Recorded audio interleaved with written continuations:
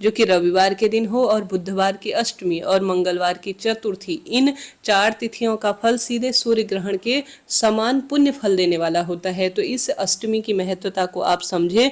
बुद्ध अष्टमी कभी कभी ही हमें प्राप्त होती है, जो कि सर्वश्रेष्ठ तिथि है भाग्य की रेखाओं को प्रबल करने के लिए। तो इस दिन आप कैसे कौन से उपाय कर सकते हैं, ध्यान से सुने। सबसे पहले, जैसा कि आप ज्यादा कुछ नहीं कर सकते, कोई उपाय इत्यादि को आप मान्य नहीं करते, तो कोई दिक्कत की बात नहीं। दुर्गा भवानी का यह दिवस है। अपने घर के मंदिर में सरल तरीके से माँ दुर्गा भवानी की कोई मूर्ति, प्रतिमा महादेव के साथ विराजित करें। ज्यादा आप कुछ नहीं कर सकते तो लंबी बत्ती का दीपक जिसमें लौंग का जोड़ा आप माता के निमित्त समर्पित करें। माता को लाल फूल बहुत प्रिय है। सिंदूर, चूड़ी, मेहंदी, महावर अपनी इच्छा अनुसार माता को समर्पित करें। खीर इत्यादि का भोग अष्टमी तिथि पर माता को भोग स्वरूप समर्पित करनी चाहिए। खीर नहीं बना सकते तो आपके घर कोई भी फल हो, कोई भी चीज हो, उसका भोग आप गुड़, चने इत्यादि के साथ या पूड़ी के साथ आप अपनी इच्छा अनुसार माता को भोग लगाएं। बाद में भोग प्रसाद आप माँ को समर्पित करने के बाद दुर्गा चालीसा इस दिन जरूर पढ़े। अपने घर के मंदिर में दुर्गा सप्तशती पाठ करते हैं या मंत्र जाप करते हैं तो बहुत इसका अच्छा परिणाम मिलता है। और बाद में किसी कन्या को आप दक्षिणा और ये जो भोग प्रसाद की सामग्री है, इसे अगर किसी कन्या को दे देते हैं तो यकीन मानिए आपने दुर्गा भवानी को सीधे अपने हाथ से प्रसाद खिला दिया। इतनी महत्वता दुर्गाष्टमी की शास्त्रों में कही गई है। इसके साथ साथ गुरुजी बताते हैं, जब भी बुधवार की अष्टमी पड़े या हर महीने कृष्ण पक्ष और शुक्ल पक्ष की अष्टमी पड़े ना, तो आप सभी को एक कनेर का फूल शिवलिंग पर जरूर चढ़ाना चाहिए। कनेर के फूल की बहुत महत्वता है और आसानी से हमें मिल भी जाता है। यह कार्य आपको जरूर करना चाहिए। इसके साथ साथ जब भी अष्टमी तिथि पड़े ना, तो गुरुजी बताते हैं 3 शमी के पत्ते और 1 बेलपत्र माता अशोक सुंदरी के स्थान पर स्पर्श कराकर पुत्र विवाह, नौकरी, रोग, कर्ज, दुख, दरिद्रता, जो भी आपको पीड़ा कष्ट सता रही है उसकी जो है आप निदान हो और खूब खुशियां बनी रहे, ऐसी प्रार्थना करते हुए घर के मंदिर में जरूर चढ़ाएं। 3 शमी पत्र आसानी से मिल जाता है और गणेश जी महाराज को भी शमी का पत्ता बहुत प्रिय है और 1 बेलपत्र शिवलिंग पर चढ़ाया हुआ आप कई बार प्रयोग में ले सकते हैं। तो आपको अशोक सुंदरी माता के स्थान पर स्पर्श कराकर शिवलिंग पर जरूर से ही चढ़ाना चाहिए, ऐसा शास्त्रों में लिखा गया है।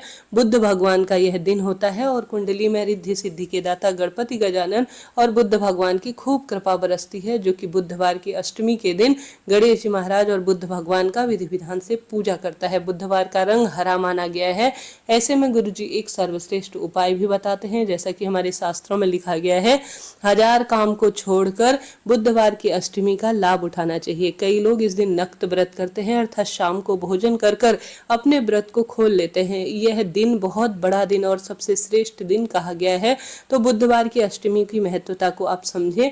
व्रत उपवास कर सकते हैं तो बहुत बढ़िया है, सौभाग्य का दिन है। व्रत उपवास नहीं कर पाते हैं तो भी कोई बात नहीं, आप गणेश जी महाराज के मंदिर में दुर्वा चढ़ाएं और शिवलिंग पर जो मैंने वस्तु बताई वह समर्पित करें। साथ के साथ 108 की संख्या में हरा मूंग या 1 मुट्ठी हरा मूंग शिवलिंग पर चढ़ाने का प्रयत्न करें। इसके साथ साथ गुरुजी बताते हैं, जो व्यक्ति भारी से भारी रोग से परेशान है और साथ के साथ किसी न किसी स्वरूप में दुख दारिद्रता से जूझ रहा है, कष्ट कर्ज उसके जीवन में है, तो 1 कटोरा भरकर हरा मूंग लीजिए। 1 कटोरा भरकर हरा मूंग, जिसमें आपको 5 बेलपत्र रखनी है। बेलपत्र शिवलिंग पर चढ़ी हुई हो या सामान्य बेलपत्र किसी भी रूप में आप लीजिए, 5 बेलपत्र, और आप सभी 1 कटोरा भरकर हरा मूंग लीजिए। जो व्यक्ति बीमार है, बार बार दुर्घटनाग्रस्त होता है, या किसी न किसी तरह से जो व्यक्ति पढ़ाई में मन नहीं लगाता, शारीरिक विकृति या जो है विवाह की परेशानियों से जूझ रहा है, उस व्यक्ति के ऊपर से गुड़ का टुकड़ा 5 बेलपत्र के साथ आप 21 बार उस कटोरी को उतार लीजिए, अर्थात जैसे स्क्रीन पर देख पा रहे हैं